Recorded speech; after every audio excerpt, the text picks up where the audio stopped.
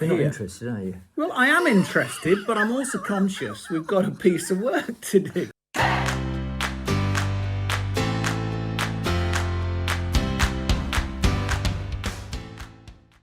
I'm even more interested in what you've got to say about our passage today, which is John 2, 13 to 22, the cleansing of the temple. What do you make of this? So first of all, one question I have is, why is this the passage for the third Sunday of Lent? And I might come back to that. Secondly, of course, John's account, which is slightly different in some details from the synoptic accounts, one of the few scenes in Jesus' ministry that appears in all four Gospels. It does. But of course, the other Gospels have it after he's entered Jerusalem for the last time. Yeah, it's the end rather than beginning. And so why has John got this at the beginning? And you can go through all the kind of debates about, did he go there twice? Well, actually, as far as the synoptics are concerned, apart from him going to the temple when he was 12 in Luke's Gospel, he didn't go there again. Whereas in John's Gospel, he's always going up to the temple for Passover. Yeah. So there's a reason why John puts this at the beginning. And if we just think about the structure of chapter 2 in John's Gospel, what we've just had before this is the wedding at Cana. So this is all about revelation. This is all about who is Jesus. And I think there are three things. So I suppose that why the third Sunday of Lent, my answer to that question is because it tells us something more about Jesus. And if we're in that journey with Jesus to Calvary, this takes us part way there. And the first thing, which is different from the account in the synoptics, is that Jesus calls the temple his Father's house. So what you're getting very quickly in John is this picture of the relationship, the intimate mutual indwelling of the Father and the Son, and which is a key theme, which will get elaborated as you go through the Gospel. But that's the first thing that I get out of this. Secondly, it's interesting that he doesn't accuse the money changers and the market traders of being robbers. You have made this a robber's den, which you get in the synoptics. But this is my Father's house, not a marketplace. So this is about priorities. This is about what's the real purpose. If this is my Father's house, what is the real purpose of my Father's work? And there are all sorts of interesting. Jesus was not launching into a debate about capitalism here, of course, but there are interesting issues about how do you order your priorities, which I think gets signalled in that scene.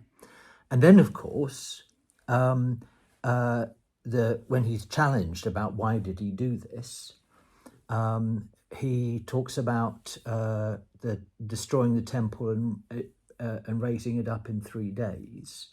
So you've suddenly got his Father's house becoming him and his body, and that equation, which just then shifts the whole thing to an orientation, again, Lenten theme, straight towards crucifixion and resurrection.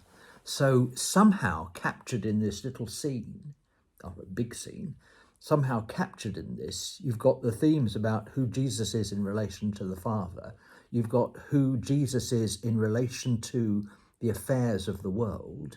And you've got who Jesus is, who is the one who is going to overcome death and rise again. So I did, I think you can unpack any one of those. There's a lot in a there, Lenten direction. Yeah. Well, it's John's gospel. There's going to be a lot in there, isn't Yeah. there? And I think the interesting thing, of course, is that John invites us, even in Jesus's words about taking the temple and then turning it into an image of himself. He invites us to constantly peel away layers and not accept a superficial meaning of Yeah. Scripture. Yeah. And so, AD 66, when the revolution in Judea happens and the Romans are overthrown, really interestingly, what do they do first? They go to the temple, they burn all the debt records that are kept in the temple of unpaid taxes, and they appoint by lot a peasant to be the high priest. So clearly, they're not very happy with the temple as was.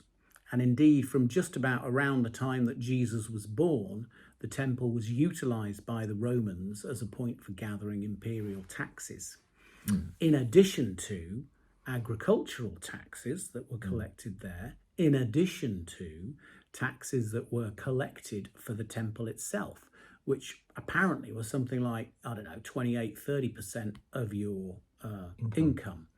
So it was a place that was already problematic. So this could have been a really populist move by Jesus, although what he was doing was something that was undermining the way in which people were able to operate the sacrificial system in the temple, because you did need to, buy your doves or your lamb or whatever. And by overturning the money changers' tables where they could exchange the money in order to buy the sacrificial stuff, this was a problem. So what was he up to? Well, presumably, as John says, what he was up to in part was about establishing the true temple was himself. He was the point of the forgiveness of sins, not this sacrificial system. He was the point of the meeting of heaven and earth. He was the one in whom God dwelt. And more widely through John's gospel, you see how Jesus kind of takes up all the cues of Israel and kind of fulfills them in his own person, whether that's about Torah or the prophets, whether it's the fulfillment of the Sabbath or the temple. We see the denouement in Jesus himself. Why Lent? I mean, the one response I've got to that is one of the things I think Jesus is attacking or is angered by in the temple is the religious busyness that actually distracts people from his Father in his Father's house. Yeah, they're so taken up with all of this stuff to do with the sacrificial system, to do with the taxes and everything else, that they are diverted. it's all the clutter outside, isn't it? The clutter outside, also in the outer courts, which is where the Gentiles worship. So maybe there's something here about Jesus having a pop at them for not taking Gentile worship seriously. I don't know. But do you remember that experiment they ran with students in the United States where half of them were read the Good Samaritan story and half of them weren't? And then they were told to go down a very long corridor and do something at the other end of it. And there was a man lying, looking like he'd been beaten halfway down. And the experiment was to see whether reading the Good Samaritan had any effect at all on them stopping. And it didn't. But what was really interesting about the experiment is when they told them to hurry up, very, very few people stopped in order to help the Good Samaritan. So there's something about hurry and the ruthless elimination of hurry from our lives that is really important, and the busyness of our lives. Dallas Willard was asked. Wondering when Dallas Willard was Dallas come Willard up. was asked by John Mark Comer, who's written a book about this, what he needed to do to develop his spiritual life. And he said, ruthlessly eliminate hurry from your life. And John said, what else? And he said, that's it. That's it. And there's something that we know how true that is, that we are distracted and diverted. And Lent is a time for actually not only decluttering, but paying attention and slowing down and having the conversations that really matter. So there's a really. I'm just thinking about if I were preaching on Sunday, which I'm not. I don't think, or not on this text anyway. There is something about what do we clear out of the way? What is getting in the way, and what do we clear out of the way? What do we actually need to be quite forceful in clearing out of the way? And it may even be, horror of horrors, that it's our religious busyness that in some ways needs to be questioned. That we're so taken up with this, that, and the other, a bit like the temple authorities when Jesus as a baby comes in and only Simeon and Anna notice him. A bit like, the trial of Jesus when people are so taken up with the law that they don't even notice the Son of God before them. A bit like in the synagogue when the man with the withered arm and Jesus asks, is it a good idea to heal him? And they're so distracted by wondering whether this works properly when you think about the Torah. It's some of that stuff that maybe we need to be, decluttering.